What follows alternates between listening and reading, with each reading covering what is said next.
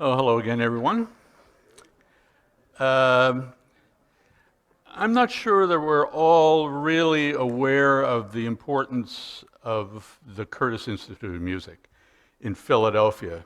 It's sometimes said Philadelphia's premier music institute, but it is not just Philadelphia, it's worldwide. It's renowned throughout the world as producing some of the finest singers, instrumentalists that are before the public today. This is the Institute. It's at the corner of 18th and Locust in Philadelphia. And it was started by, well, no, we have to back up. We have to go way back before the Institute was founded in 1924 to this person. Cyrus Herman Kochmar Curtis was born in Portland, Maine in 1850. He had to stop school when he was in 10th grade because the family home burned down. In 1866, there was, until then, the greatest fire in the United States was in Portland, Maine, called the Great Portland Fire, and it destroyed 1,800 buildings. And so he started doing various advertising newspaper jobs, and in age 15, he started his own small paper. It was called The Young American. He had various jobs in Boston, advertising newspaper jobs. In 1872, he started a larger paper. It was called the People's Ledger. That plant burnt down. At that point, he decided to move to Philadelphia because it was one of the publishing capitals of the United States, and he could save a large amount of money just because all the infrastructure was there to do his printing. And he started another publication. It was called Tribune and Farmer. His first wife developed a one-page circular to go along with that publication. It's called Women at Home, and it eventually became the Ladies' Home Journal. This is the first issue in 1883 of the Ladies' Home Journal.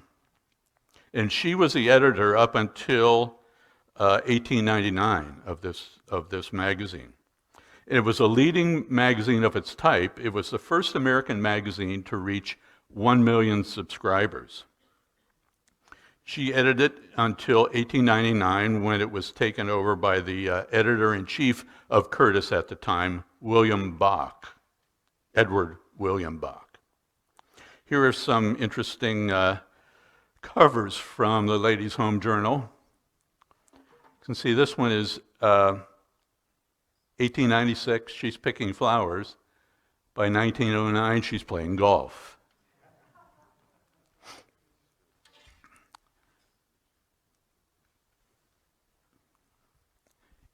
In 1897, Curtis bought the Saturday Evening Post for $1,000. At that time, the subscriber base was only 2,000 people, so it was very small.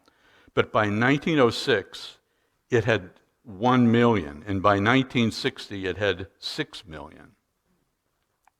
Here's some interesting covers. This is from 1923. The Saturday Evening Post was always renowned for its beautiful covers, artwork on its covers. I particularly like this one. You think that's a Norman Rockwell, but it isn't. Curtis employed many of the famous illustrators of the day for the magazine. It's interesting. He's got his finger down on the scale. She's got her finger up on the scale. Now, you'll also notice that it says, behind the scale, it says Illustrated Weekly, founded AD blah, blah, blah, by Benjamin Franklin. That's not necessarily true. Franklin had a paper back in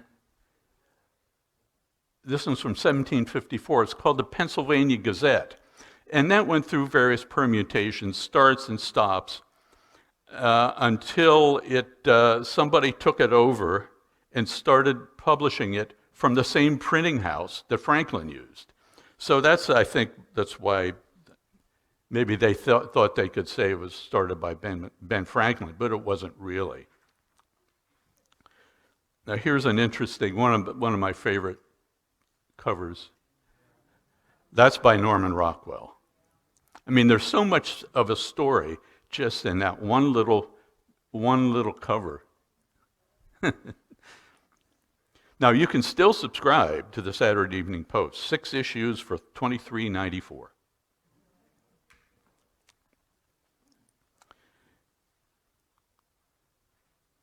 In 1910, Curtis built the present building that you see here, right here. That's the Curtis Publishing House. It was built on the square at 6th and Walnut, right behind Independence Hall. Here's Independence Hall. Still there. You can go in. And in 1913, he bought the building next to it, which is the Public Ledger. It was a newspaper, Philadelphia newspaper. Here's a picture I took about a month ago. Got a little history lesson now. Anybody know who this is? Commodore Perry. Who was Commodore Perry?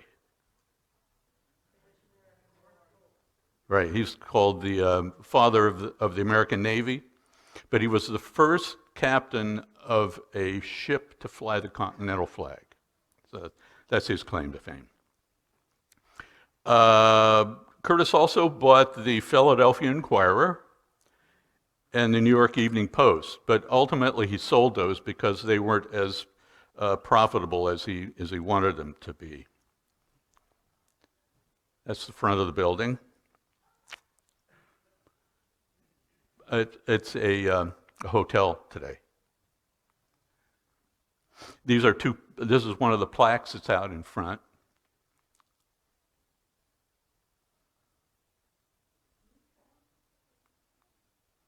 Whoops, went too far. There. So those are some of the magazines that he published and became famous for. American Home. Here's your dream come true. It looks like a nightmare to me. This is probably, I can't remember what the date is, but it certainly looks like it's 50s to me. Country Gentleman. He bought this in 1911, and mostly it dealt with farming things like farming, stock raising, machinery.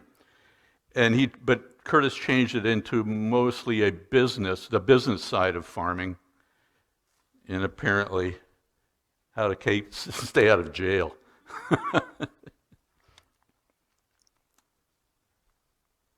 Holiday is another one. This is 1955. Jack and Jill. This is 1944. Now, Curtis was a major philanthropist in Philadelphia. In 1926, he had an organ built for the Philadelphia Sesquicentennial Exposition. And after the exposition, it was donated to University of Pennsylvania, and it's now there in the Irvine Auditorium. It's called the Curtis organ, and it's one of the largest pipe organs in the world. Where's the largest?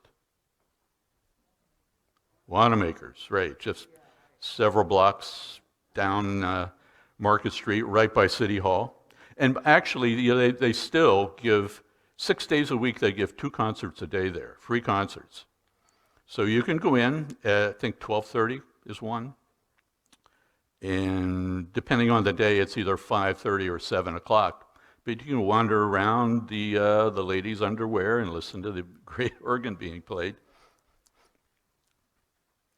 The other organ of note is this one. This is in Portland, Maine City Hall. It's called the Kochmar Memorial Organ, and it was named after Hermann Kochmar, where his father got his middle name. This was a family friend in Portland, Maine, who was a musician and taught him in his youth. Curtis is also a major backer of the Philadelphia Orchestra that was founded in 1900. And in the early years, he paid off a lot of the debts of the orchestra anonymously. He died on June 7, 1933, at his home in Wincott, Pennsylvania, just a little bit north and east of the city of Philadelphia. That's no longer there. The only thing that survives is this building, and it was the ballroom of the mansion. It's now called the Curtis Arboretum, with the grounds that were designed by Frederick Law Olmsted. I'm sure that name means a lot to you. Foremost American landscape designer of that period.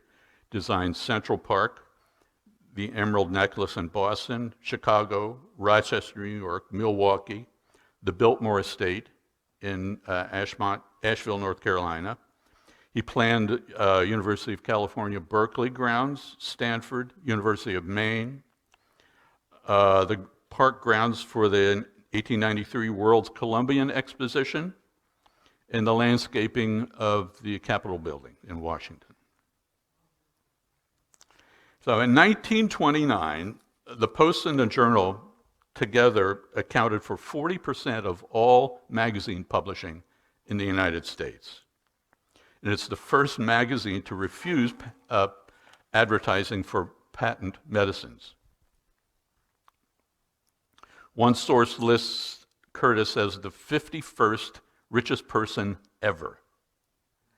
He had a fortune northwards of, adjusted today's dollars, northwards of $40 billion, and which made him actually richer than J.P. Morgan.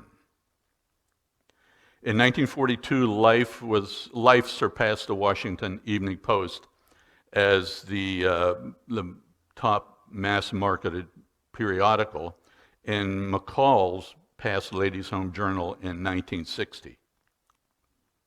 So after World War II, there was a slow, steady 10-year decline in the popularity of the Post. It grew too old, it didn't attract enough young people, it failed to diversify, and then TV, of course, was the death knell. And the last Curtis publication of Saturday Evening Post is this, February of 1969. In 1971, an Indianapolis company bought the rights to it and restarted it. So you can still buy it today, as I said, for $23.96. Originally, it was a nostalgia magazine, but then they developed it into a medical and health magazine. So we haven't said anything about the Curtis Institute of Music yet. For that, we need to talk about these two people.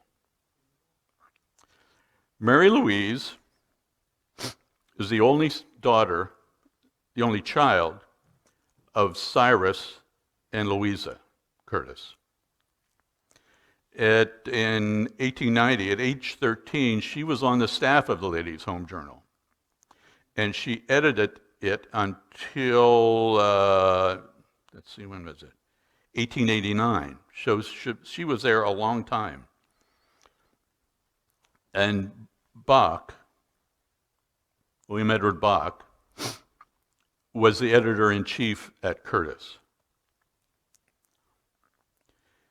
And it's funny because you think of Ladies' Home Journal as being a progressive women's magazine. It definitely was not. He alone wrote more than 20 articles opposing women's suffrage, women working outside of the home, women's clubs, and education for women. He wrote that feminism would lead to divorce, ill health, and even death.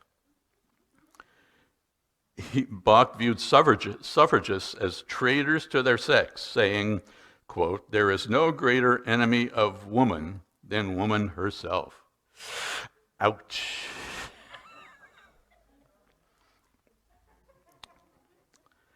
Nonetheless, they married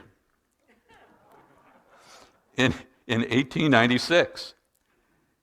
He was 33 and she was 19.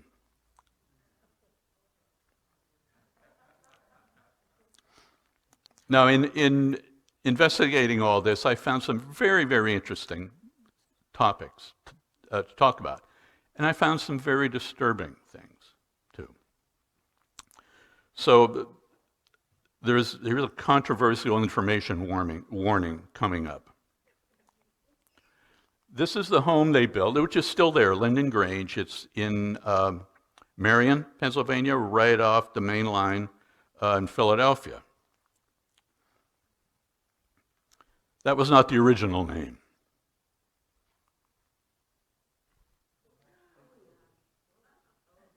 Shocking indeed. But you have to realize when it was built in 1898, that word did not have the connotation that it did in the 30s. I mean, it was a worldwide symbol of good luck and health that was used by many, many cultures.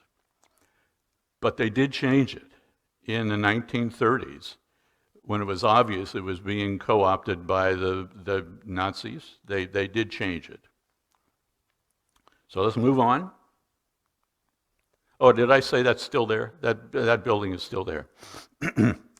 Inside the Curtis Publishing, you walk in the door, and you'll see this enormous mural that Bach commissioned from Maxfield Parrish. It's called the Dream Garden, and it was in 1916. It was built by Tiffany Studios. 100,000 pieces of Fevriel glass. The Fevriel glass is that kind of iridescent glass that you see in all of the glass work that Tiffany did. In 1999, it was sold to a casino owner that tried to move it to Las Vegas, but there was a public outcry. The Pew Charitable Trust came along and raised $3.5 million to keep it there, and it's now owned by the Pennsylvania of Fine Arts.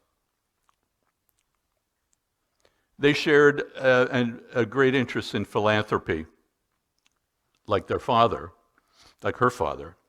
So in 1917, she gave $150,000 to the Philadelphia Settlement Music School to start a music portion at the school. And it's located, this is Philadelphia. Here's the Vine Street Expressway. Here's the Schuylkill. Here's the Delaware. There's City Hall. So the Queen Street, the settlement school is there. It's still there, and they still have a very fine music department.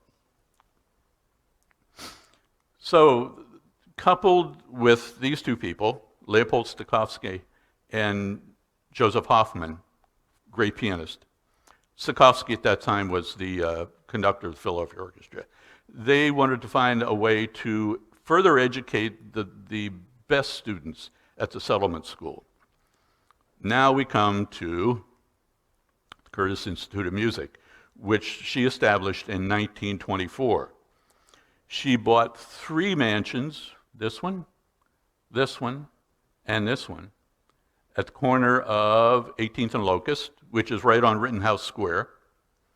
Joined them internally, joined the whole thing, and built a little concert hall in the back where there used to be a garden. Rittenhouse Square's right here. And the school is probably right there around where the H is. Prominent musicians of the day were hired as the faculty initially. Well, they still are, but Joseph Hoffman was the piano teacher. Carl Flesch and Jascha Brodsky taught violin. And Felix Salmon was cello teacher. Now, I could talk for at least an hour on that one person. I won't go into it now. Maybe later on in coming years, that subject will come up. But he's an Englishman. I gave the world premiere of the Elgar Cello Concerto. So how did he get to Philadelphia? Well, that's we could talk about. So those people formed the basis of the Curtis String Quartet. There's another controversial information warning coming up. They were preceded in 1927 by the Swastika Quartet. Still, this is 1927. Still not the stigma attached to that name. They named it after the home of the Bach home. And when, these are the original people, when Yasha Brodsky substituted for her, Gamma Gilbert, that's when they changed the name in 1932 to the Curtis String Quartet. They were the first American-trained string quartet to tour Europe, but they disbanded in 1981. In the last few decades, at least, every major string quartet in the United States has had at least one Curtis graduate in them. Now, the marriage to Edward Bach lasted 34 years until his death in 1930. In 1934, Mary Louise married the head of the violin department, Ephraim Zimbalist.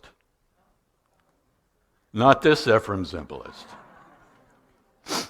Anybody name a TV show that he was in? You got it. 77 Sunset Strip. Okay.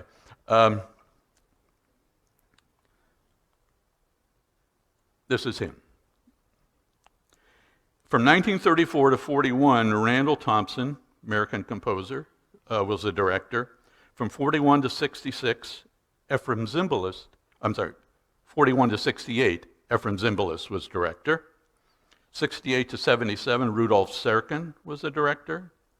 77 to 85, John Delancey was the director, famous for being, for 25 years, the principal oboe of the Philadelphia Orchestra.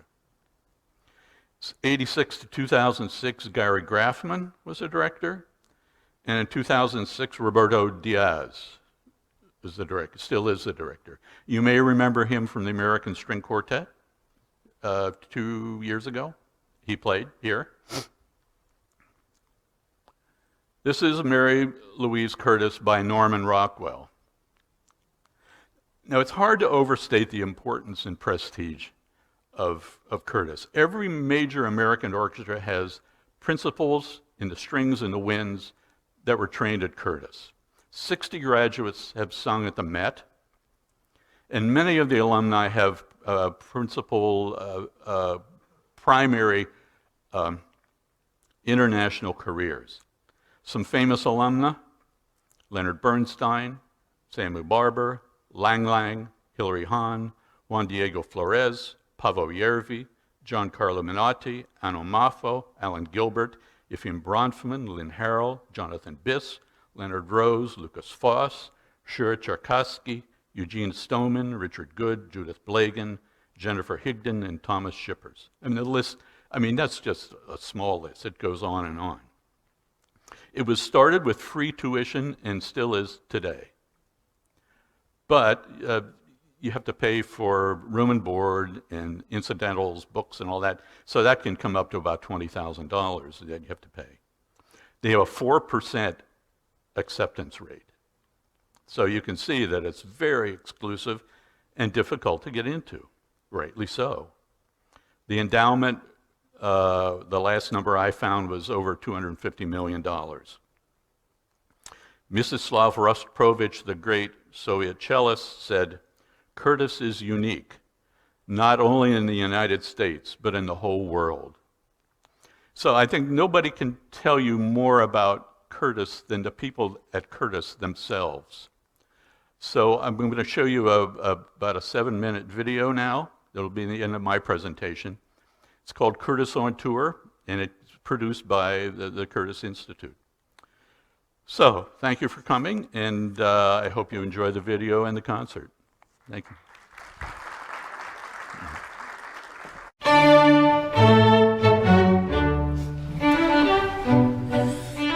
We have an unprecedented year for Curtis on tour ahead, with touring activities in Asia, Europe, and here in the Americas. We have about 40 performances throughout the world, including educational and community engagement activities in each location. The season, of course, culminates with the Curtis Symphony Orchestra tour to Europe, with performances in 9 cities and 5 countries. This is the most substantial year of touring we've ever had, ending with the most ambitious touring project we've ever taken on.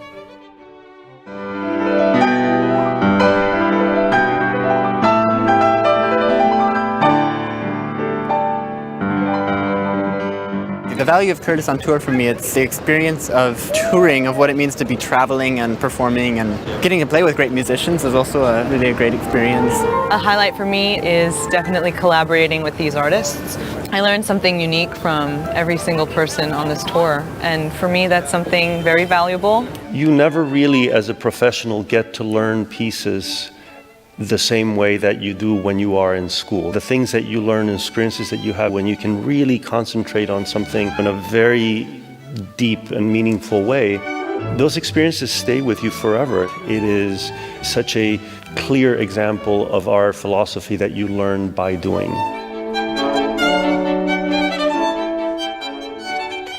For us to give the students the opportunity to not just learn by doing in Philadelphia, but learning by doing what incredibly successful musicians actually do. They go on tours.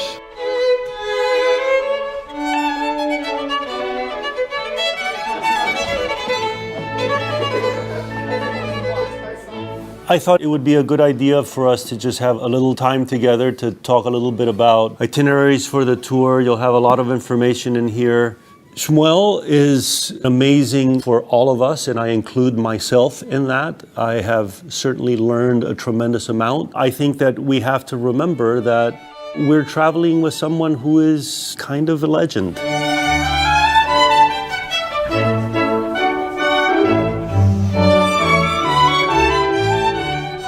It's amazing how close people become because of the fact that they're sharing this common experience, and it's usually based on the music. It's really wonderful because we've seen this basically on every single trip that we've done.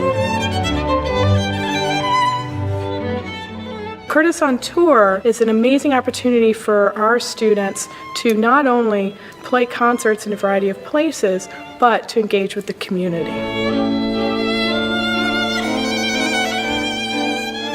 I love doing side-by-sides. I remember when I was really young and I did a side-by-side with the Philadelphia Youth Orchestra when I was in All City. You get to play next to these great players, and I was very inspired when I was young. I was sitting right up front with the principal cellist of the Sacramento Youth Orchestra. He was 10 years old. His name was Peter. We had a lot of fun playing with the Curtis musicians tonight. I learned that it is very important to watch your conductor.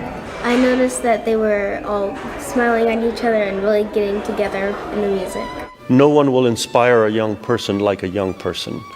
So I think that we believe very strongly here at school that it's not just about performing, but it's also about your role as an advocate.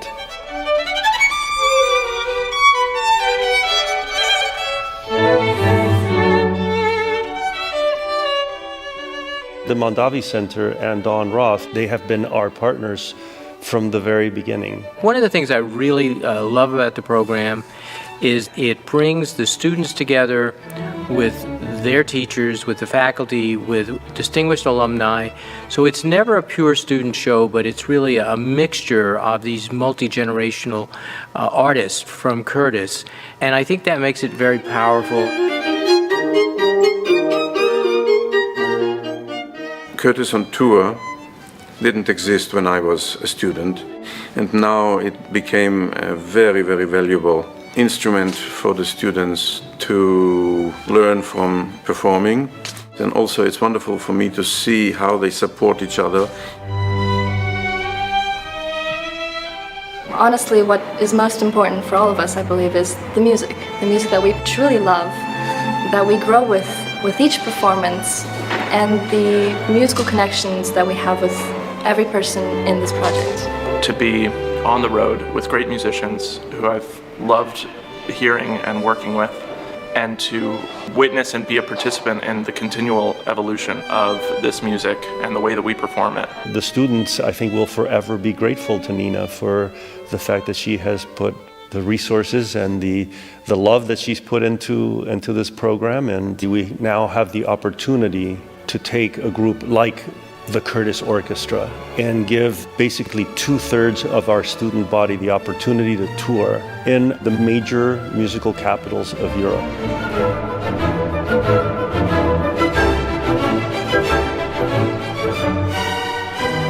We are very fortunate and lucky to have put together this wonderful tour for the Curtis Symphony Orchestra this May and June. It's a huge tour. It's very impressive what they do in London, Berlin, Vienna, Salzburg, Dresden, Bremen, Helsinki. Young musicians will have experience for life once we do this quite dense tour where every day is packed with activity and playing. There are a lot of schools out there, and I don't know of any program that's quite like this, where a student learns the practical training of having to play a piece over and over again, wake up in a new city every other day or even every day, and be able to bring their A game onto the stage and perform at the highest level again and again. It's like a once-in-a-lifetime opportunity to get to do this and travel and play in these world-renowned venues. It's the most exciting thing, and I'm definitely going to remember it for the rest of my life. There's really nothing more instructional than really getting out on the battlefield and doing it. We are talking about the most talented musicians in the world, gathered together in one group, forming a collective. Many of the prominent orchestras of today would be proud to have such a great tour. Curtis on Tour has allowed us to start to bring the essence of Curtis to the world. From now on, every Curtis student will have the opportunity to learn from Curtis on Tour. We are tremendous believers in this art form and its value to society. And who better to highlight that than the next generation?